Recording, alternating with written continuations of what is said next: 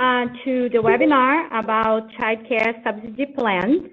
My name is Erica Erickson, and I am the local childcare planning council coordinator for Solano and Marin counties. And we designed this presentation, this conversation, because there were more questions than I could answer. And everybody was asking to talk with someone that could answer how this will all work.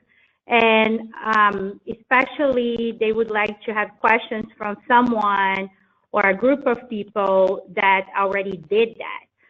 So one of the suggestions that came up from some local stakeholders in these two counties was to talk with Alameda, because the Alameda is a county that recently got their child care subsidy plans approved, and they start to implement it. And they are a good example of what's possible. And when I contacted Angie Lorita, basically Lorita was more directly involved with the plan as a consultant, and she agreed to join us, and we are super happy that she is here today with us. So we are going to, again, I'm going to repeat, we are going to start the first part of this conversation will be a presentation by Lorita, and then we are going to open for questions and answers. At any point of the conversation, if you have a question and you'd like to share the question, so you don't forget, or you want others to see, you can write the question on the chat feature of your, that's on the screen in the GoToMeeting box there. After Lorita finishes her presentation, she will go over some of these questions, and then if you have additional questions, we can open the audio for everybody to have a dialogue. Again, at this point, if you can mute your microphones, would be great. We have on this, so like I said, first, because I coordinate Marin and Solano, we thought about like, oh, let's do something so Marin and Solano could talk with Lorita. But and then it's like, why not open to everybody, all the counties that are new pilot counties? Because if we have this technology and this opportunity, why not? We can have a richer conversation like that with more other counties participating. So we have representation for pretty much all the counties in the new pilot counties in this call. We are not going to do introductions, but you can see the names of everybody on your screen that is on this call. And I will now tell you a little bit about Lorita, and then we are going to hear from her. Again, all the PowerPoint presentation, the slides that she shared will be shared with you after the call. This webinar is being recorded, and then you will be able to also share this with your local stakeholders. So Lorita, she has been working with Alameda for some 4 years and as a consultant, and she was a key consultant in the design and the implementation of the plan. But she has been in the field of early childhood education for over 18 years. She worked as a teacher, a site supervisor, and then also directed state-funded preschool and school-age programs in West Oakland and San Leandro, when she was responsible for conducting supervised eligibility and enrollment functions. For the last 4 years, she has been an independent consultant to state and federally funded agencies in Alameda, and she monitors contract earnings for all state-funded programs and provides contract and fiscal support, as well as technical assistance on implementing pilot legislation. She completed the calculations for the pilot reimbursement rate, which was approved by CGE. She also led the team that created the pilot contractor handbook and common forms that are now used by all state-funded agencies in the county. She has a BA in Child and Adolescent Development from San Francisco State. She's also a mother. She lives in Oakland with her husband and 3 children. So with that, I want to invite Lorita to start to share her knowledge with us. So I will put her as the presenter to share her screen. Hello, everybody. Hopefully everybody can hear me well. I know that Erica will be monitoring that. And I just want to confirm from you, Erica, that you can see the first page from the PowerPoint? Yeah. Okay. All right, so we're moving on. Thank you so much for coming today and taking time out of your very busy schedule to learn a little bit more about what we did in Alameda County and what are the next steps for all of you as you are now embarking on a pilot for your county. So I talk about the whys, what's, hows, and of course the benefits for a pilot program in your county. As many of you probably have explored in your county and why you decided to do a pilot as well, in Alameda County, we realized that this one-size-fits-all subsidy system was not working out for us. We wanted to be able to demonstrate how effective having a little bit more local control and flexibility in order to meet the goals of the families that we were serving in our county. So that's why we embarked on doing a pilot.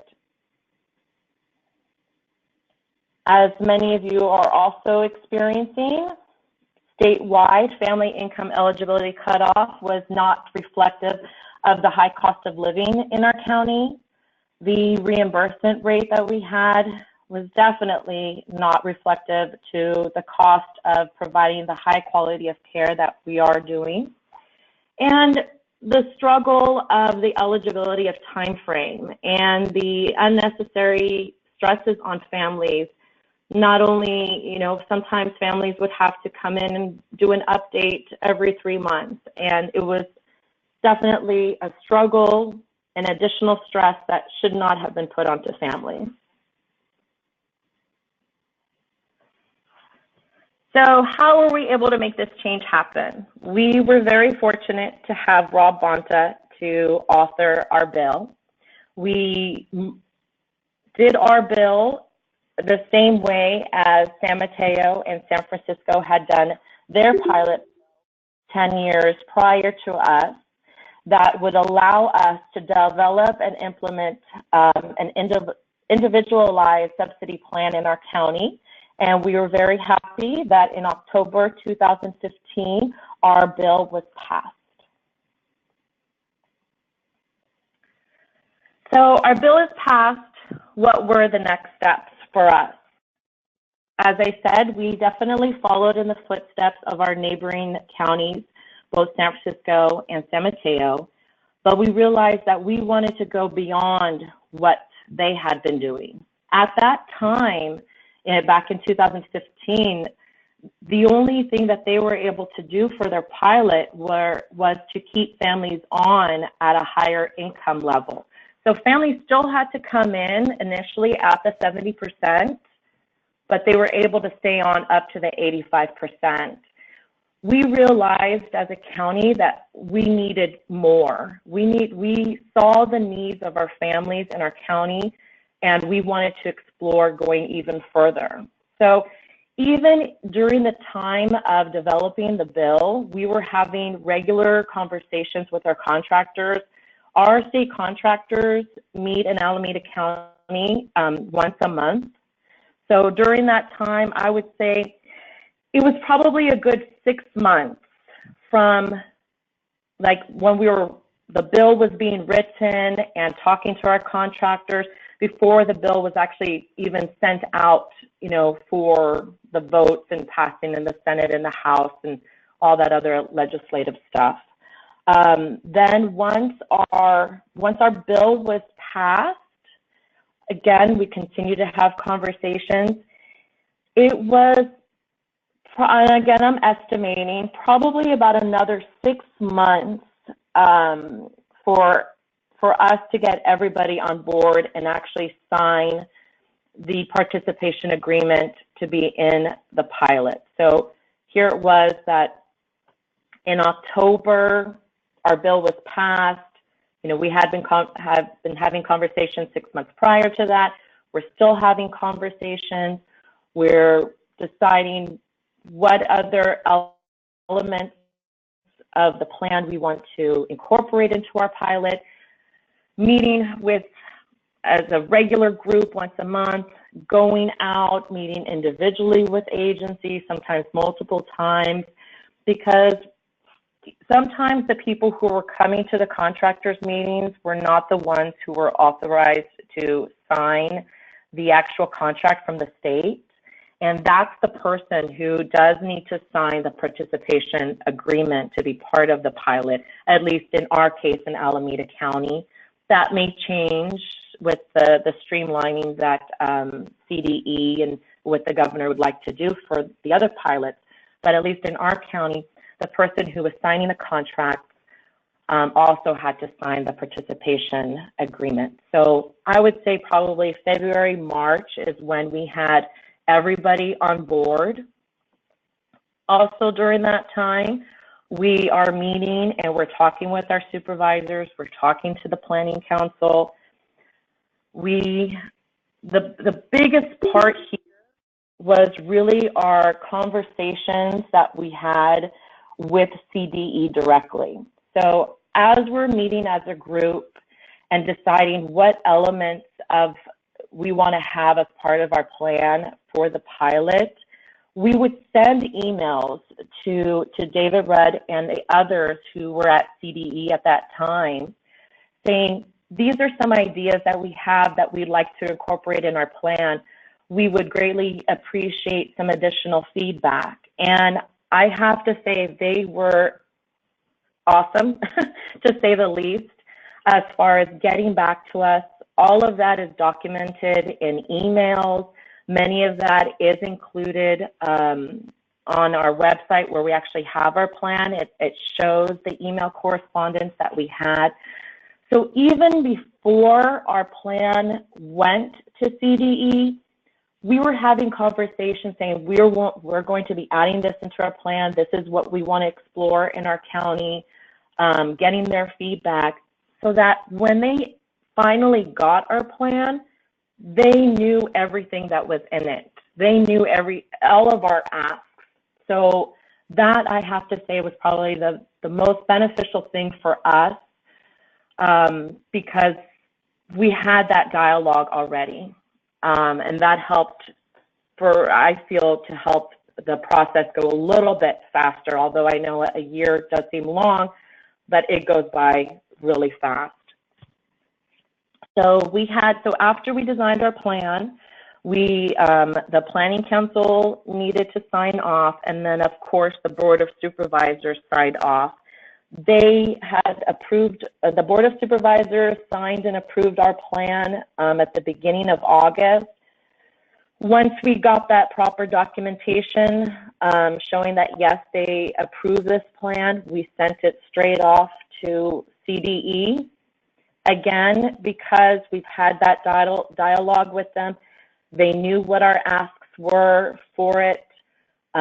They went through it, I feel, pretty quickly, and we got an approval letter in October of 2016 to go ahead and start implementing our plan. The top three things that for our pilot, our asks really, was increasing the family income ceiling, the increases to our standard reimbursement rate, and the increase for eligibility of the time frame. So the changes for families, income limits. Families can now earn up to 85% of the SMI and still receive subsidized care. This, of course, created access for families who were above that 70% SMI but still couldn't afford the full cost of fees.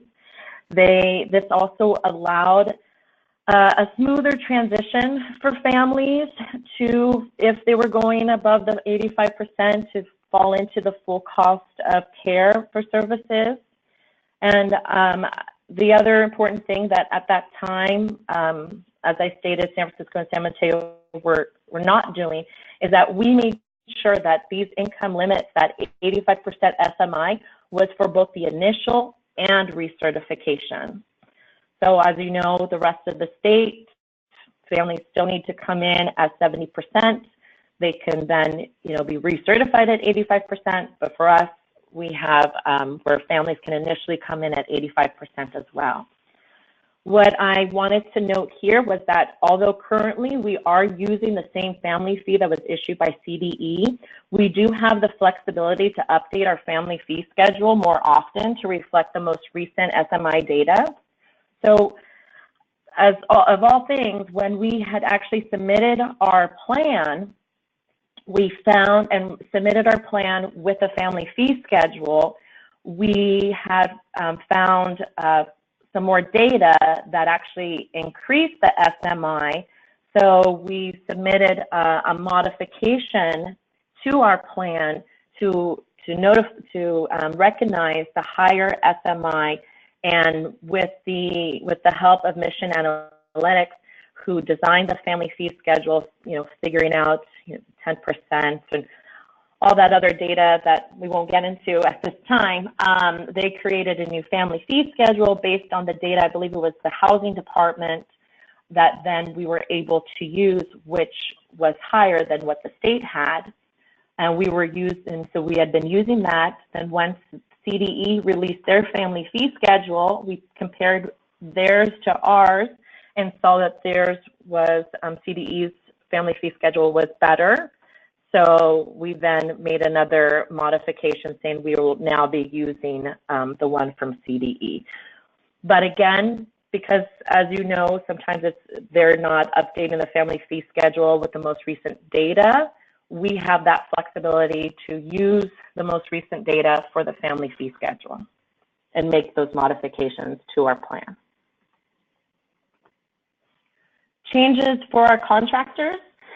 With the increase of our rates, we saw we were able to do a 6% increase to our CCTR contracts and a 7% increase to our CSPP contracts. We also have more flexibility with the transfer of funds. We still go through the same process of the voluntary temporary transfer of funds. However, we are not limited to just twice a year, the November and May. We can actually make these requests at other times during the contract year. It still needs to be approved by CDE, but we do have that flexibility of making those requests at various points, not just the November-May schedule. Here is our current rates. So this is reflecting not only the increases that we were able to do with collecting under earnings and increasing our rates.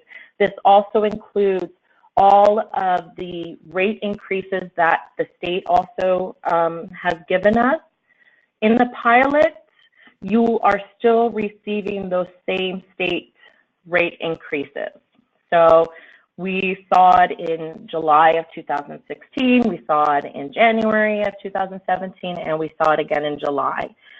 So our state, as you see here, there's the line for our state rate and on our Alameda County's pilot rate.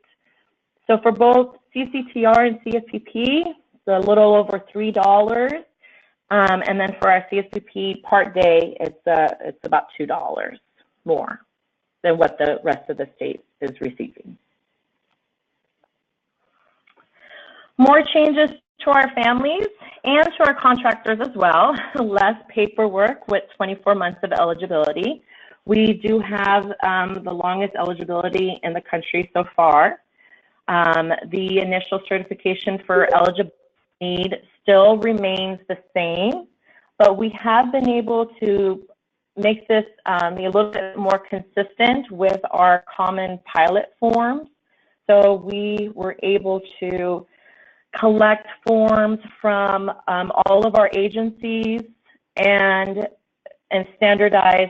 This is a common form that all of us in Alameda County, part of the pilot, this is what we're going to be using. And oh, and also just to note, we actually got everybody in our county to participate. So we have 32 agencies and 5 AP agencies. All of ours signed on to be part of the pilot, so we're all doing this.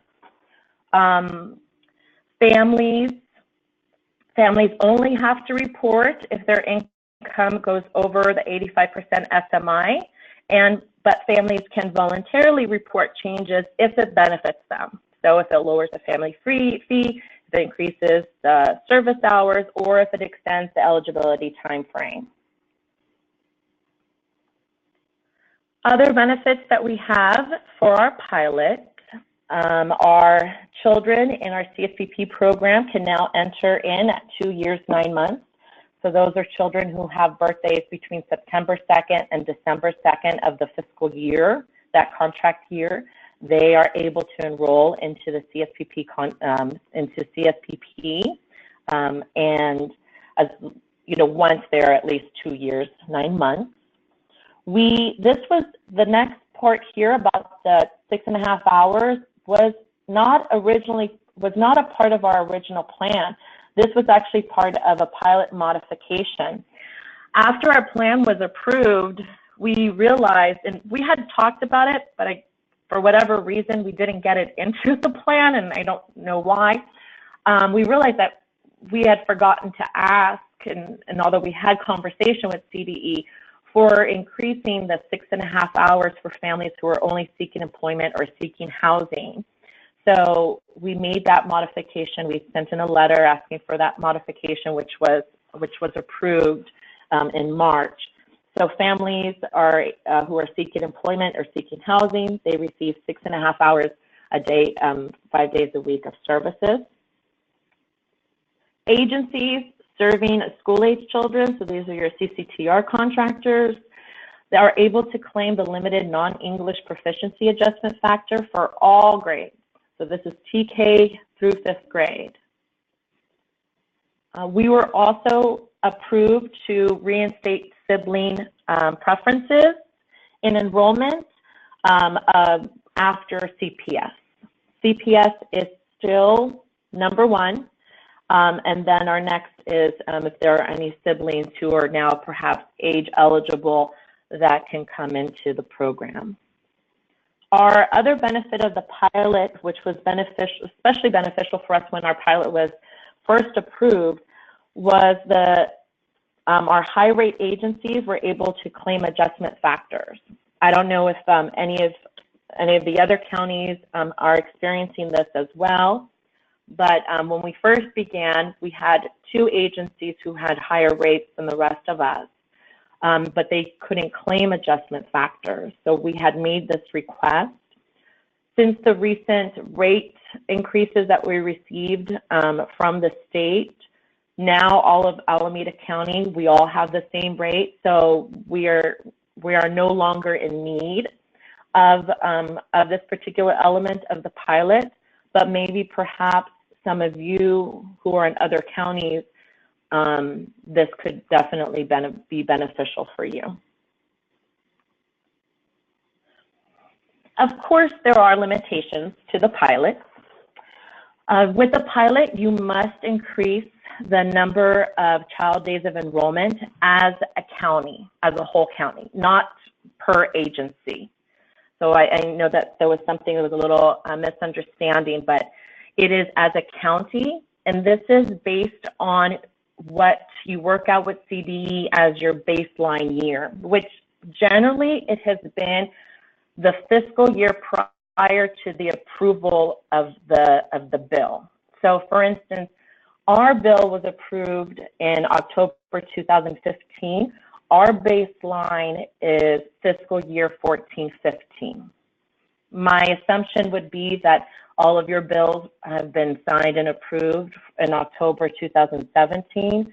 I'm guessing that your baseline will probably be looking at fiscal year 15-16 for your child days of enrollment. For Alameda County, we just said that we would increase the child days of enrollment. We did not give a number. We did not give a percentage. San Francisco and San Mateo County, they do have a percentage that they must increase their child days of enrollment. We didn't want to do that. We just said we're increasing it. So even if it's by 1 or a half, it's still an increase. There is no new state money for increasing your rates. So you can only use your unearned funds from existing contracts. And we did state that seeking employment has 12 months of eligibility, which now is the same as the state. So those are some of the limitations for the pilot. What are our next steps? Well, we are continuing to monitor the needs of our families, and we're seeking out ways to help streamline this through pilot modifications. As I said, we definitely have made modifications to the family fee schedule, and we've been able to also, ask for the 6.5 hours for our families who are only seeking employment or seeking housing. We are working closely with all of the pilot counties. It was just San Francisco and San Mateo, and then Santa Clara came on board, and now all of you are on board. So we're very excited to continue to work very closely with all of you to share experiences and innovation to help support all of us to make these pilots successful. And, we need to continue to work closely with CDE to support the work that they're doing with monitoring. Just for an example, today, Alameda County, we had our eligibility and enrollment meeting, and there were some questions that have come up because, again, we're trying to be as consistent as we possibly can for ensuring that all of our families in our county are coming to an agency and are receiving the exact same information, the exact same form. So a question came up about, proof of residency and how each agency is interpreting that a little bit differently. I've come to find out. So I took that and the additional questions, and I'm in communication with our field consultant, who happens to be Margot Hunkins, and I will be sending those questions off to her, saying, here, these are some questions that we have. This is what has come up. How do you see us looking at this? Where can we find perhaps in the regs? I mean, we definitely do a lot of research on our own, looking at Title V, the Ed Code. But we're making sure that we have that communication with her so that when she comes out and monitors, she knows that what she finds at one agency, she'll find at another and another. And again, it's being able to be consistent so that, families, as they are, moving and perhaps going from one part of the county to another, or as we're finding, families from San Francisco are moving, coming to Alameda County, that they too, what they've been told in San Francisco is the same thing that they're being told in Alameda County. I remember when we began to talk about a pilot, I was a director at that time. So I feel like I have a very unique perspective of the pilot because when Alameda County started this, I was a director. I was a contractor myself, and I was the person who had many questions like, wait, how is this going to work? How is this going to affect me and my earnings? How is this going to affect the families? And during that, I actually came across a family who I was able to enroll into my program. And then it came time for recertification. And You know, as many of you may have seen in the past or currently even right now, that, you know, they're $20, $100 over income, and having to tell them that I have to terminate them. And so therefore, and they were confused because in San Francisco, they were able to go up to the 85% SMI, but in Alameda County, they couldn't. And I had to explain to them that unfortunately, we're not part of the pilot, and we had to terminate them. So again, just continuing having conversation and ensuring that, with all of us, with the pilot counties, and with CDE, an open dialogue. That is the best way that we are going to be able to serve our families here in California. That is what I wanted to share. I wanted to say thank you very much. I think I talked a little bit too fast when I first tried this out, but this is great because this will now open it up to additional questions. So I was able to receive some pre-presentation questions from some of you. So let me just hold it. Let me go ahead and let me pull up that sheet just one moment here.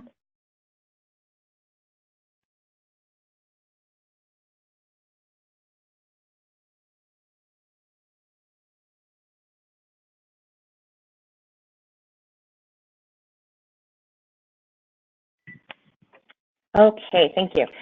Okay, so a question I received was, how does this affect CalWORK? So in San Francisco and San Mateo County, they were able to have their AP agencies with both stages 2 and 3 part of the pilot from the very beginning. In Alameda County, there was some miswording in our bill. Therefore, our AP agencies are not going to be able to start the pilot until January 1st of 2018.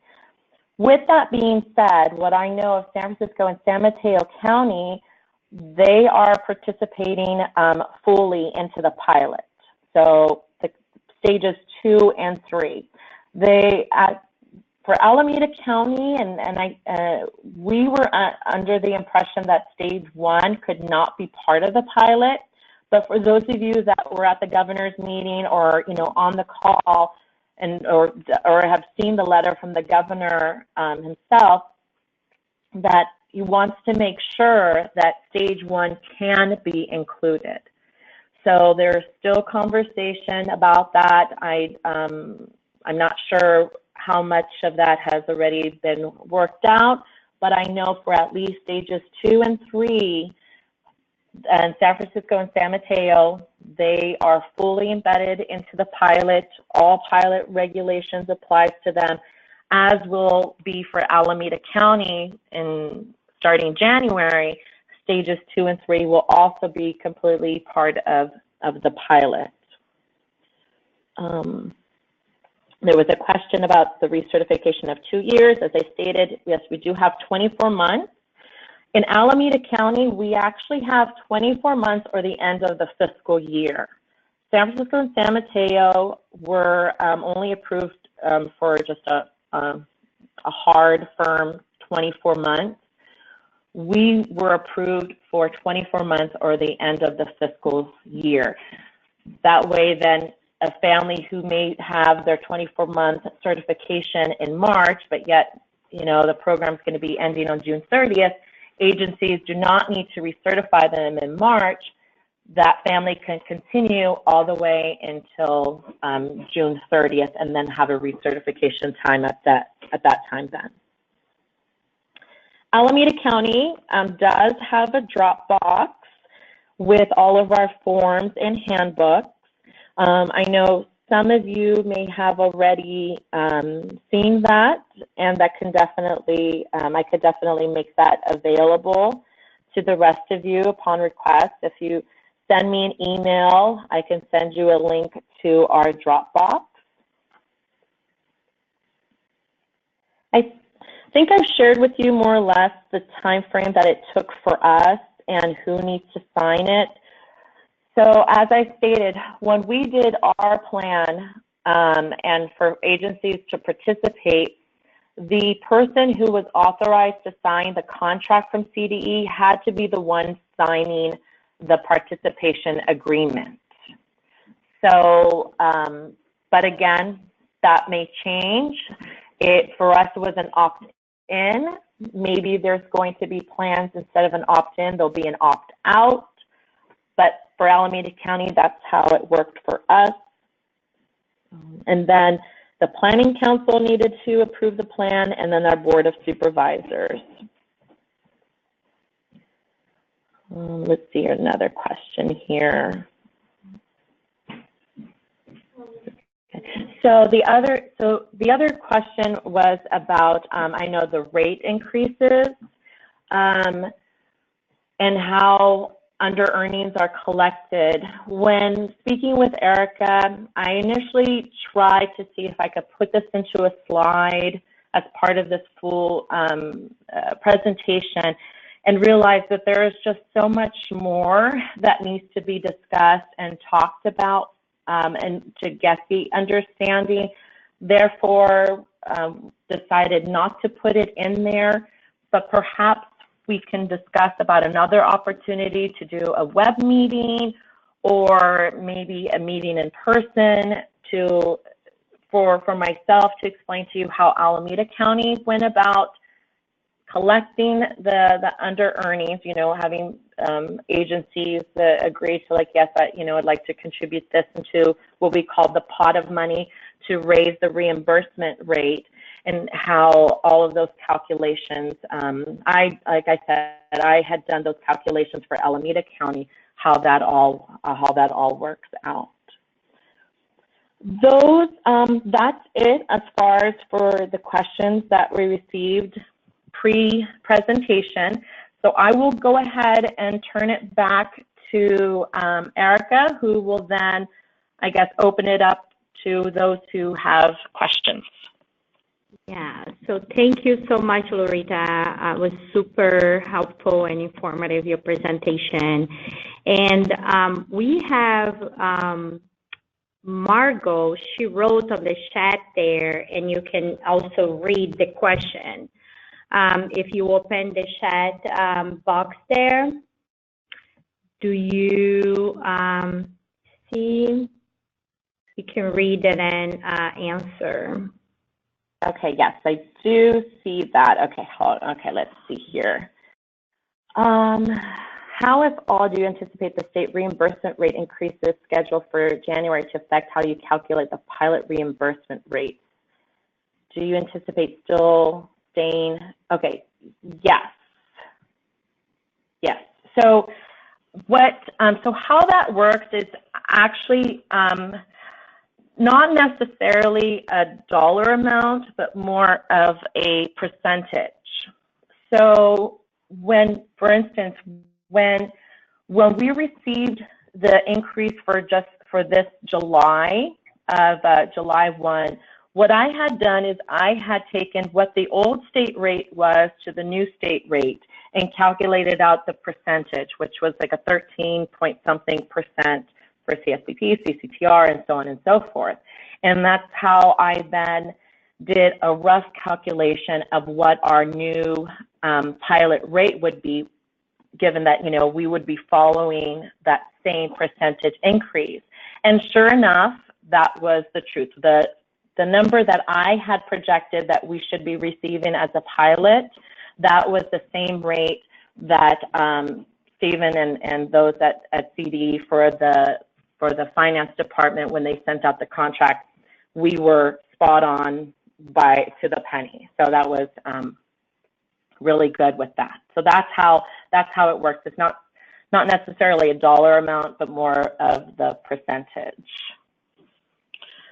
Let's see here. When you send this link to the website. Okay, yeah. So yeah, again, about the request for the Dropbox, I could definitely work with Erica on that, so that when she does send out the link for this recording presentation. Perhaps we can go ahead and paste and cut into the Dropbox links that we have here.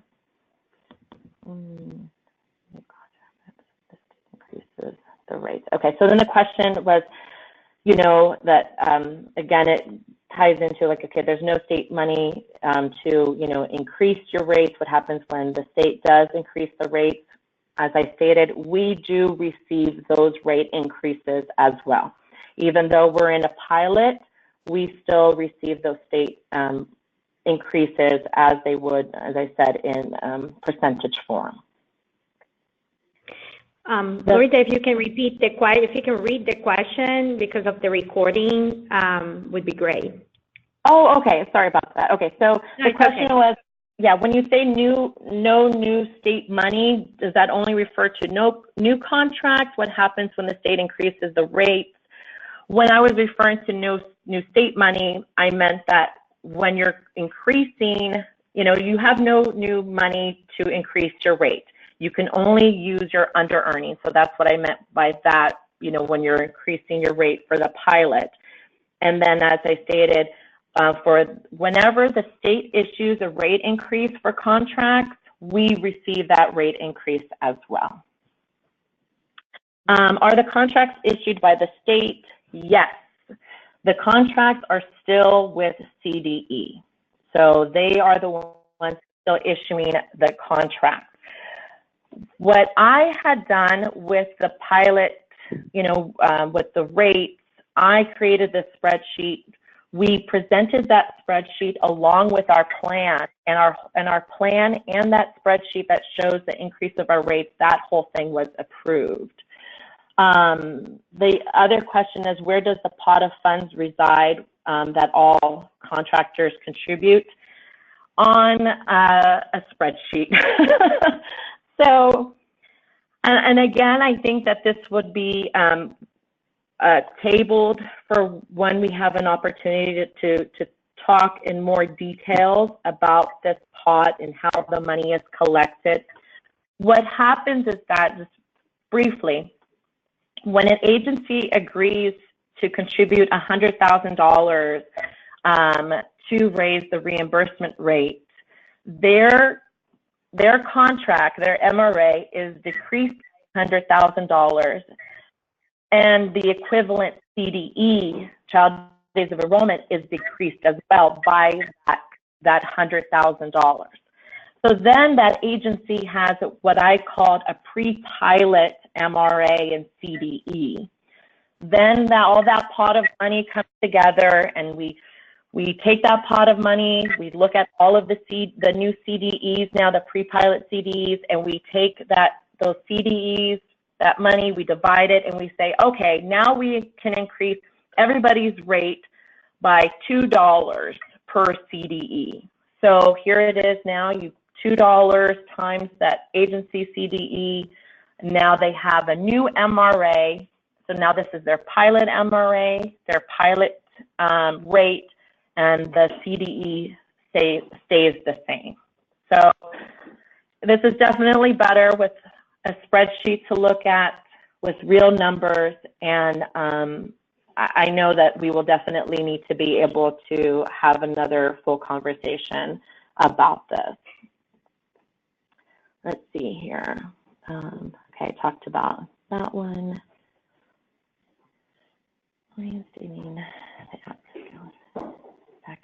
Okay, so the question is, was there any talk about reinstating the at-risk eligibility? Back in the day, we could enroll a child if a therapist would verify the child was at risk for abuse or neglect and didn't matter the need or eligibility. So that I am not 100% certain of, as far as that being reinstated. I mean, from my understanding, children can, even shelters can certify that this child is at risk, and then also make a case about the additional support that families would need to to base their need on as well.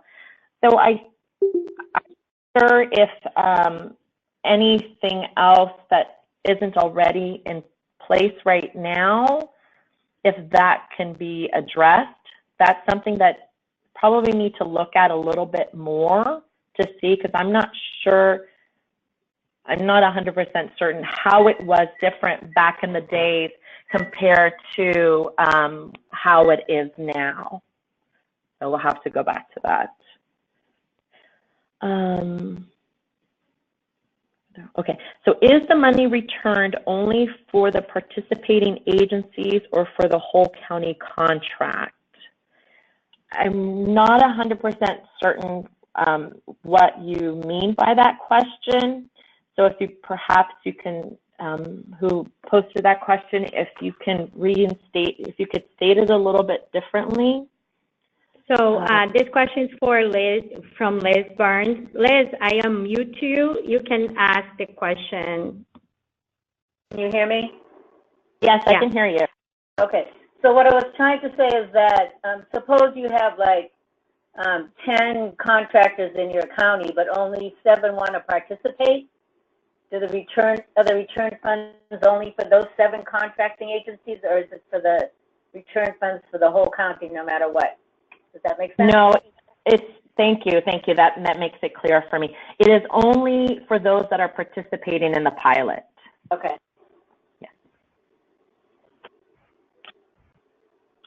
That looks like that's all of the questions that were posted in the chat. So if anyone has any other questions, and perhaps you cannot type on the screen, but if you'd like to make a question, you can basically type, I have a question, or anything, and then we will unmute you.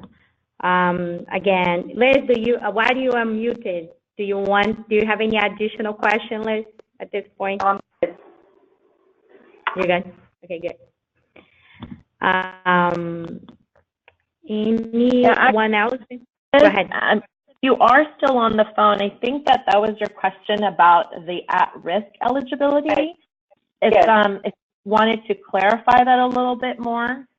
So there was a time when you could, the child didn't have to be in, it wasn't about a homeless or a shelter. It was any child that a therapist would validate that child was at risk of abuse and neglect, and it would be for the whole year. So now I think it's only for 6 months. Oh, okay. Yes.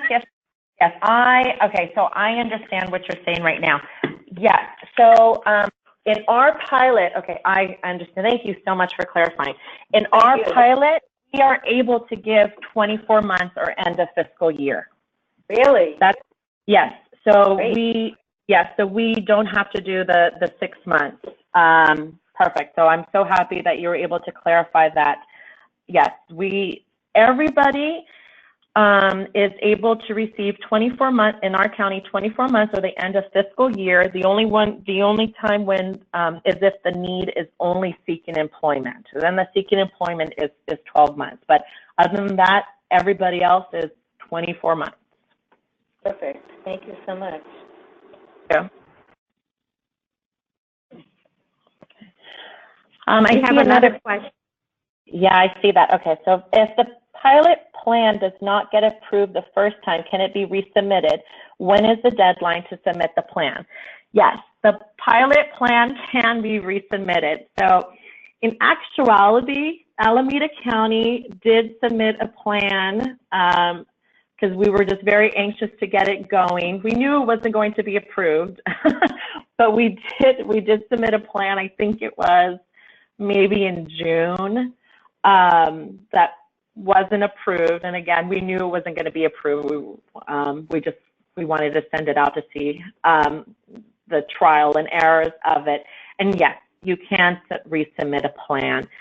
As far as a deadline to submit a plan, I don't believe there's one legislatively that states that there's some sort of deadline. You would want to submit one as soon as you possibly can, so that way then, because your pilot 5 years starts from when your bill was signed.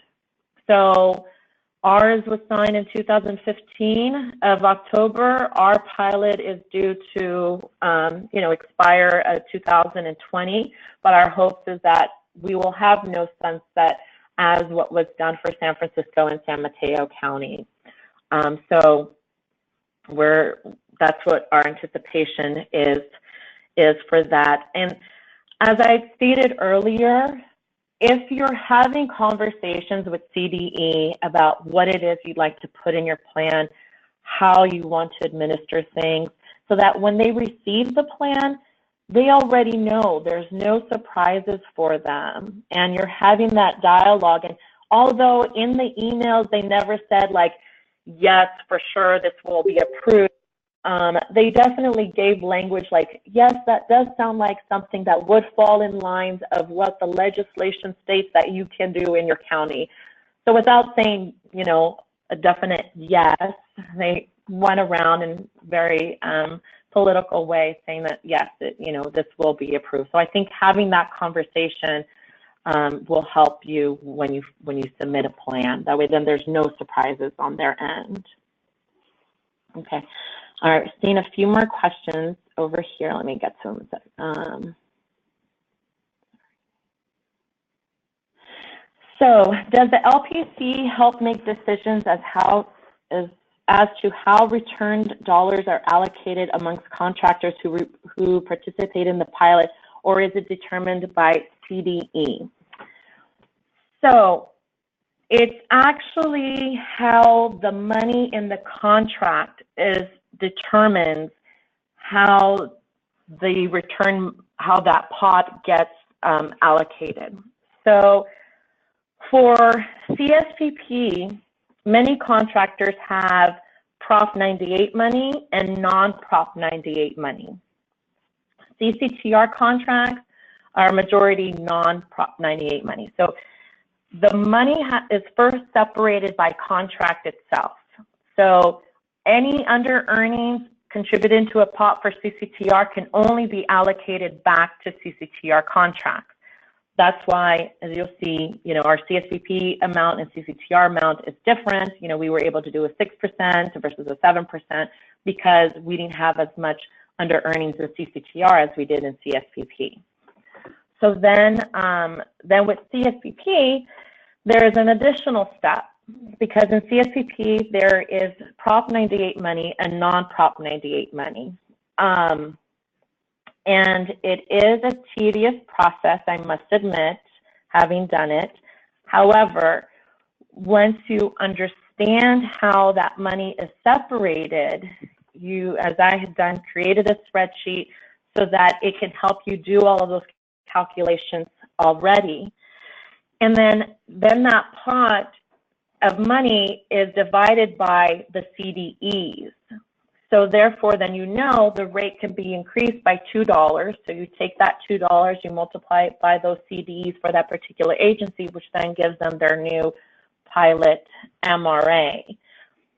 As I said, in Alameda County, I did all of the calculations and presented it to CDE, and they approved it. Whether or not in helping with streamline, if CDE is going to have a different process for this, I don't know, but that's what we had done in Alameda County. So the LPC does not make the decisions on how the money is distributed. It is really the money itself that makes that determination.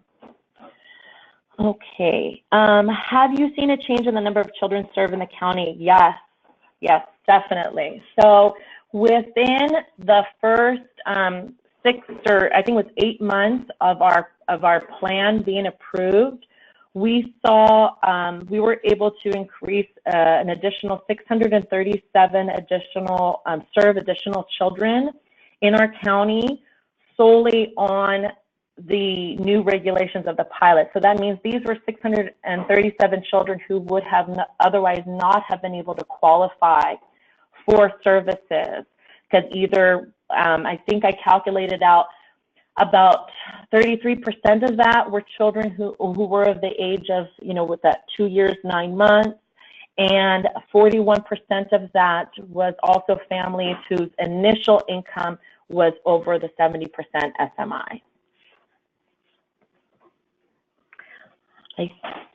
Those are all of the questions that I see right now posted. Yeah, I have a question. So my understanding was that we had the first year to design the plan. Of course, that we have, like you said, as soon as possible is better because then we can implement and see the change. But it's not a year, like a deadline is October because it was signed in October, or you said that perhaps it's not a legislative deadline, that there is no such a thing? Right. So what I have to do, and I didn't do that, and I should have. I should actually go and look into our bill itself, and let me see as I'm walking over here to see if it says, because I think, and I believe in your bills as well, I think it does say something to the effect of like, oh, here it is. Okay. Here it is. Our bill is actually, thank you, is actually authorized until January 1 of 2021. So for Alameda County, our pilot bill is good until January 1, 2021. However, what our intentions are, as with San Francisco and San Mateo, you know, they had, like, I think after 5 years, they put in legislation to extend their pilot for, I think, for 3 years, something to that effect. And then I think they got further legislation to then say that there was no longer a sunset for their pilot. So basically their pilot can continue unless there's legislation passed saying that they can no longer have a pilot. That is our intention for Alameda County. As we starting to approach our deadline, we would like to put in legislation to say we'd like to have no sunset for our pilot, and we'll see. But maybe perhaps with so many pilots, you know, counties coming in, maybe in the CD level, I don't know if it's even possible, or maybe the governor himself, maybe he may put something into writing saying that our pilots can have no sunset. We'll see when we get there. So we have more questions. Only a reminder to everybody, I put on the notes of in the information about the webinar. It was scheduled from 3 to 4, but Loretta kindly agreed to stay on the call until we finish the questions. So we have 2 more questions, and we can keep going until 4:30 if you would like. Of course, we understand people have schedules, and you can leave the webinar at any moment. We are going to continue to record and then finish the recording when we don't have any other questions, or at 4:30. So, okay, so we have 2 more questions, Loretta, written there. Perfect. So, okay, so with new contracts, CSCP expansion, slots, and program closures, how do you calculate the annual CDE growth? So that is calculated. We definitely have worked with Mission Analytics to help with that. We haven't had a need for that just yet. When we had put in our plan, we knew that there was a new contractor coming on board. So that new contractor was able to be part of our pilot.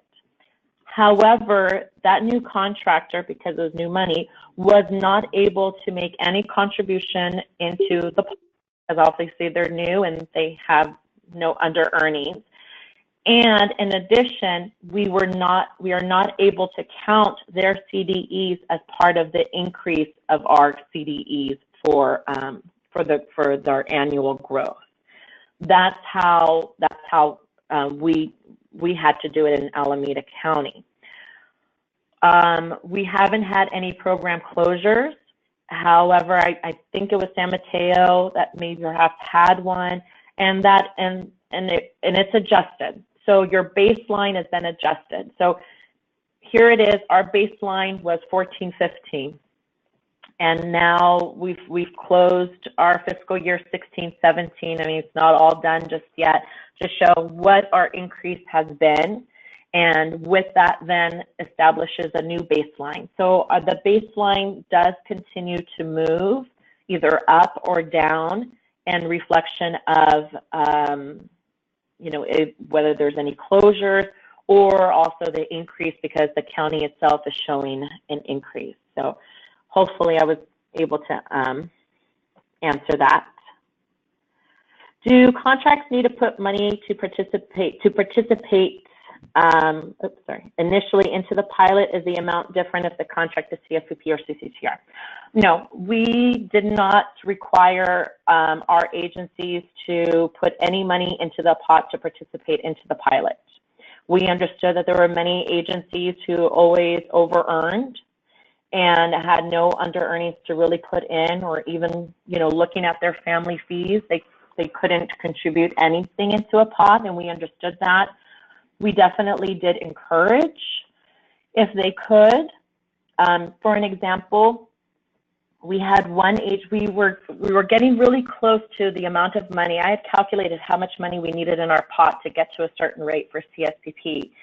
And we needed, seriously, it was like $5,000. I think it was actually less than $5,000. We reached out to agencies who had already put money into a pot. Some of them, said like, no, I really can't put anything more into it. So we went to an agency after I had done the calculations, that if that agency contributed $5,000 into a pot to increase the rate, they in return would see an additional $60,000 to their MRA. Again, this was, that particular agency. Does it work across the board for everybody? No, it definitely does not. But that's how, for that particular agency, how we were able to show them, you put this money in, and this is how much more you would be able to get the benefit from it. And like I said, they did not have to contribute anything to be part of the pilot at all. Okay, sorry, just how are Head Starts and braided programs calculated into the plan? So our agencies who have Head Start, they are doing what they've always been doing. Many of them, depending on how their program is, they have slots that, let's say their program can serve 100 children, and they have funding to serve, let's say, 60 Head Start children, and the rest that don't qualify for Head Start. So they do the same thing. They are qualifying families for Head Start, following all of those Head Start regulations, and then for those children who are state funded, they're doing those forms and qualifying them there. For those children who are getting both, state funding and then Head Start enhancement on top of that, the same thing. Agencies are following the regulations to qualify that family for Head Start, and following the regulations to qualify that family for the state.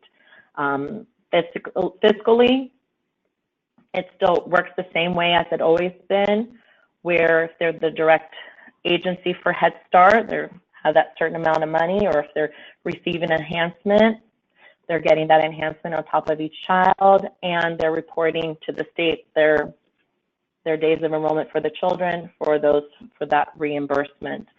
That's how our agencies have been able to braid the programs together even prior to the pilot, and are continuing to do so. What I have heard, which has been what's really nice, is that with the 24 months, sometimes now the child who was, in Head Start, where early Head Start, the child is qualified one time and they're good for from 0 to 3, and then Head Start, for their preschool years, and no longer have to do a recertification. I'm hearing that they're very happy about that, because when a child comes in, they're certifying them under Head Start, they're certifying them under the state, especially if it's a preschool child. And now for that full preschool year, they no longer have to do any sort of recertification for that family. So I've been hearing that it's been a lot easier for them on that end of it. Okay, so I see here somebody said that their pilot bill, they are authorized until January 1 of 2023. So that's for 5 years. Thank you. That was for Bill 377. Yes, so because it says here to start of January 1, 2018. Thank you for sharing that information. Here's another one. Agencies can sign onto the pilot, but only benefit from the increased rates if they put money to the pot. No, that is no. No, they the pot is if an agency is signed up to be part of the pilot, even if they are unable to contribute into the pot, they are considered as part of the increase as well. Is this calculation done annually based on projected enrollment by each of the pilot participating agencies, potentially changing the reimbursement rate annually? No, this is a one-time deal so far anyways. The beginning of the year, of your plan, agencies have a one-time to put money in to increase your reimbursement rate. And that reimbursement rate, not including obviously the state rate, stays for the duration of your pilot plan, of the pilot year, so the 5 years. So that's why when I was explaining that, if somebody gives $100,000 into a pot, their new pre-pilot MRA is now $100,000 less, that stays. You're not collecting that $100,000 every year. It's a one-time deal. What we have spoken about in Alameda, San Francisco, and San Mateo is actually an opportunity to collect under earnings again to increase the rate. So perhaps maybe in the 3rd year, this is something that we would need to make a request to CDE. I know this came up in the conversation at the governor's office. Maybe perhaps this can be something where all of the new pilots, it is part of the, streamlining, where all pilots in, year 1, they do a collection of under earnings and increase the rate. And then in year 3, they can do another collection of under earnings and increase the rate again. But if we wanted to do that, we do need to ask CDE. So, okay, that looks like. Loretta, so you just mentioned a good suggestion about streamlining the process. You know that CDE is collecting suggestions about how we can streamline this whole thing. Margot put it together and she sent, I believe, an email to everybody asking for suggestions. And so far, she didn't have any feedback. And so I was wondering if you have any suggestions about how to streamline the process. Like, for example, now you just mentioned one that we do a collection of funded funds every year or every other year. Is there any other suggestion you have, only for us to warm up our thoughts, so perhaps we can share the suggestions with CG or with Margot in her spreadsheet? Right. I think what has already been talked about was the idea of an opt-out instead of an opt-in.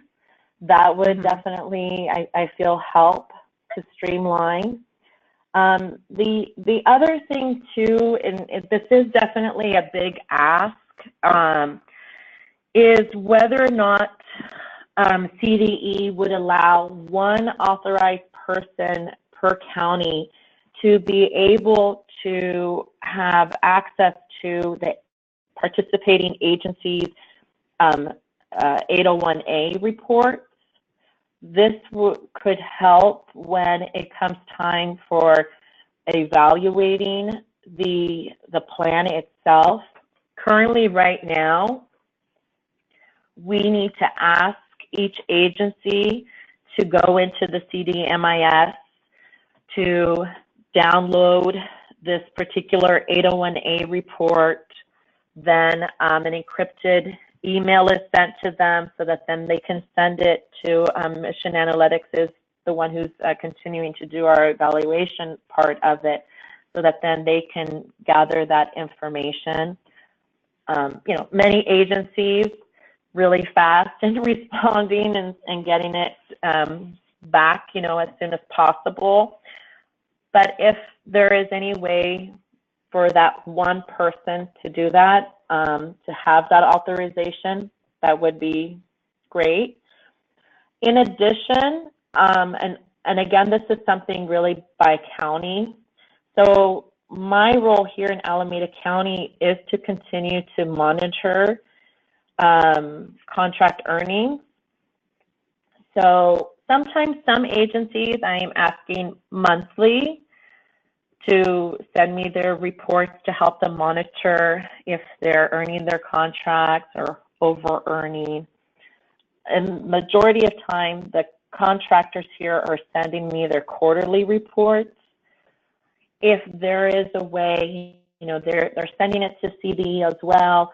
I don't know if that information is put into some sort of email database for the fiscal analyst to review, to then do the calculations, whether or not they would also allow, again, one authorized person per county to have access to that, instead of that person having to ask the agencies, like, okay, after you send it to your fiscal analyst, don't forget to send it to me, because that is part of our participation agreement, is that in Alameda County, is that they are sending me sometimes monthly, mostly quarterly reports. They're 8501s, they're 9500s.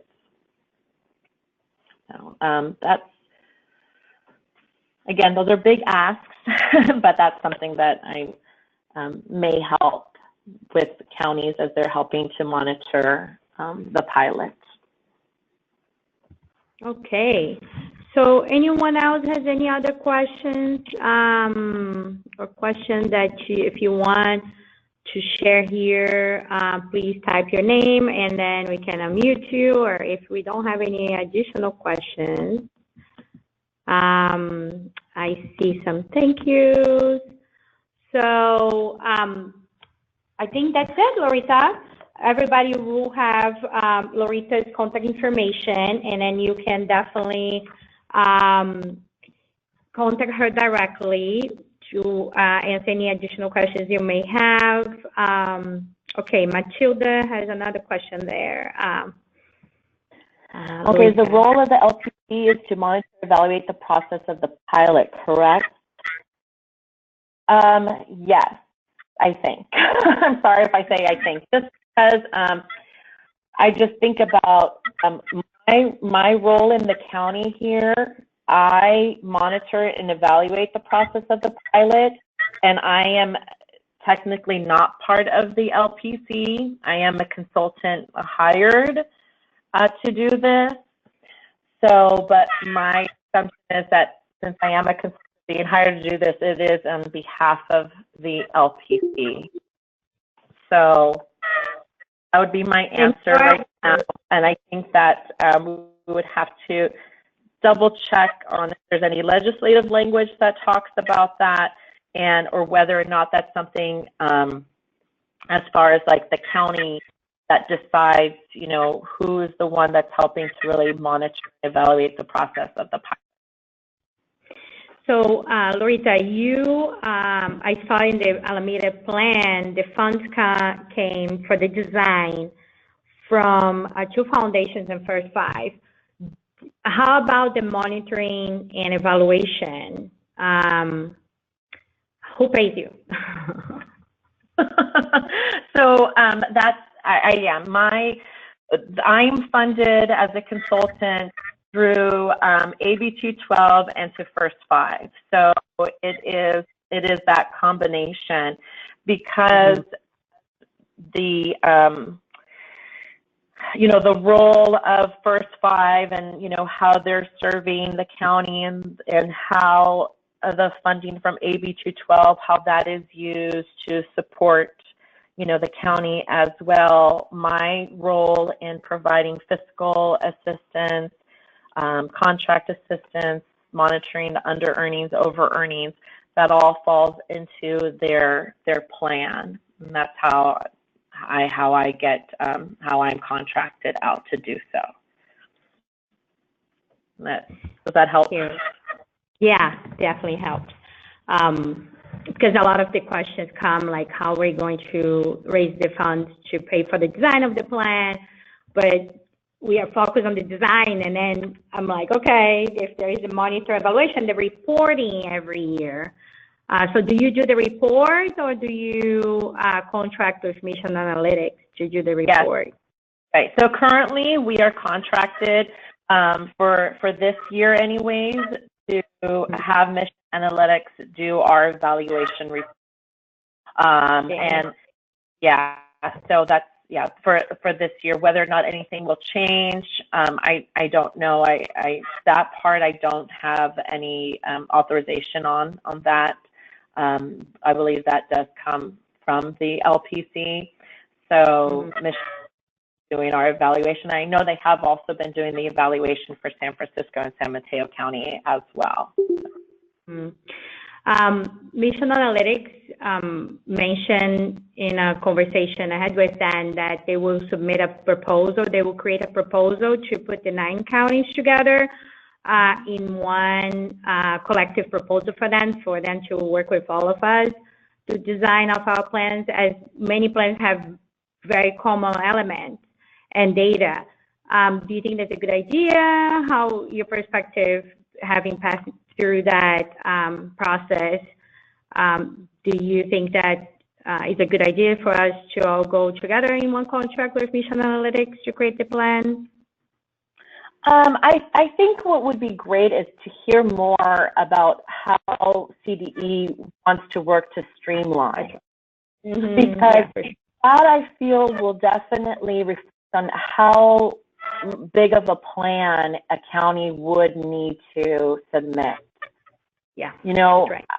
Like I had stated at the meeting at the governor's office that, like, if a county looking to do everything that Alameda County already has, could they submit a letter saying, in our plan we want to have all of these regulations that Alameda has? And I don't think, if you remember, there was that sheet that they provided that helped that we helped CDE create, showing, I think there was like 8 different elements to the pilot plan itself. It's like, okay, we want all of these 8 elements, right?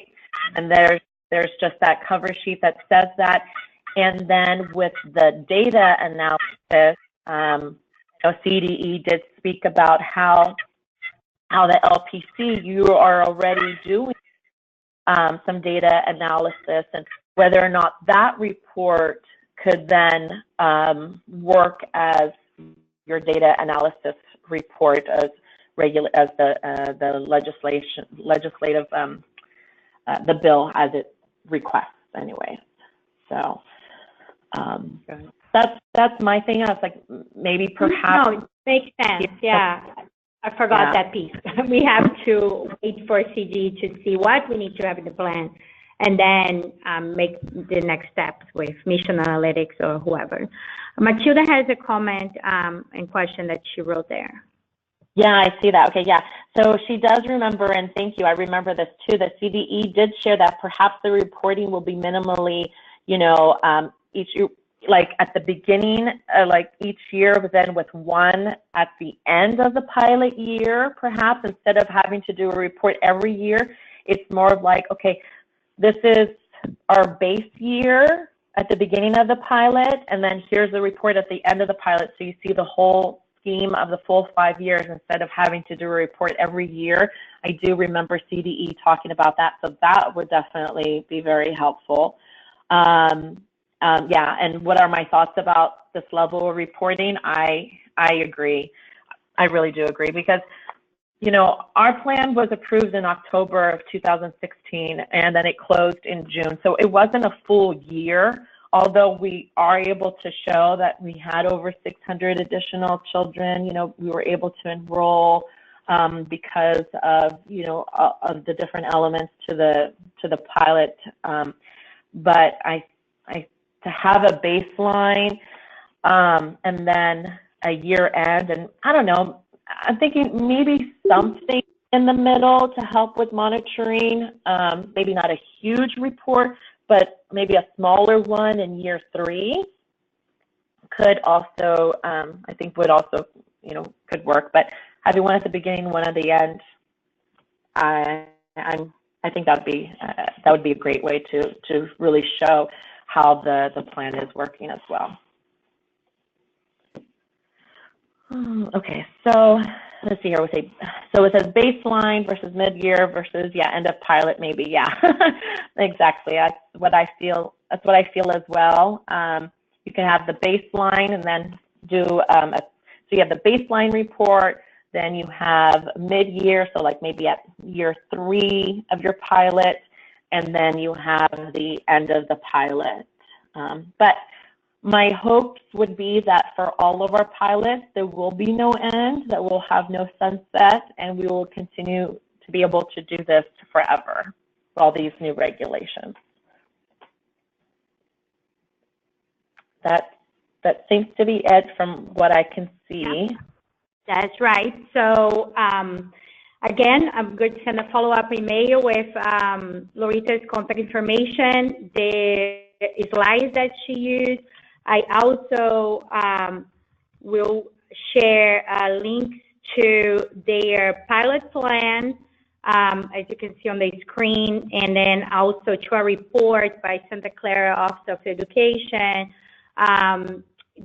about the other pilots, or all the pilots so far that was released in March 2017. I want to thank again Lorita for all the information you shared, and really appreciate the time you took. And I'm going to do something. I'm going to unmute everybody so everybody can send a big thank you to Lorita. Yeah. Okay. Thank you, Lorita. Thank you.